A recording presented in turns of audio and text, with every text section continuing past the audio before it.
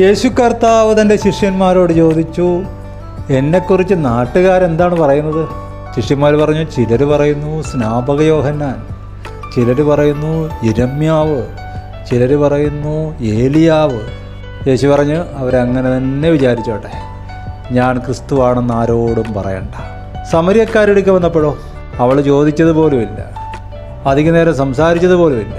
പക്ഷെ കർത്താവ് പറഞ്ഞു, ഞാൻ തന്നെയാണ് മശിഹ. എന്താ കാര്യം?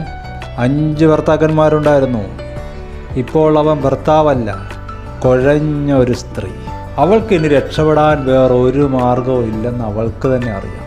5 ഭർത്താക്കന്മാരെന്നൊക്കെ പറഞ്ഞാൽ 5 ഇന്ദ്രിയങ്ങൾ, ഇന്ദ്രിയ ജയമില്ലാത്തൊരു സ്ത്രീ. ഇപ്പോൾ അവൻ ഭർത്താവല്ല. ആരാണ്? പഴയ മനുഷ്യൻ, ആദാമിലുള്ള പഴയ സെൽഫ്. രക്ഷിക്കാൻ ആർക്ക് കഴിയും? റോമാലേഖനം 7 പറയുന്നു, ഈ പാപത്തിന് അധീനമായ ശരീരത്തിൽ നിന്ന് എന്നെ ആര് വിടുവിക്കും? ഞാൻ അരിഷ്ട മനുഷ്യൻ. കർത്താവായ യേശു ക്രിസ്തു മുഖാന്തരം ജയം തരുന്ന ദൈവത്തിന് സ്തോത്രം. ജയം തരുന്ന യേശു കർത്താവ് മശിഹ, അവനേ രക്ഷയുള്ളൂ എന്ന് നിങ്ങളെന്ന് പറയുന്നുവോ, എന്ന് ഹൃദയം കൊണ്ട് സമ്മതിക്കുന്നുവോ, അന്ന് ആ സമയത്ത് അവൻ വെളിപ്പെടും.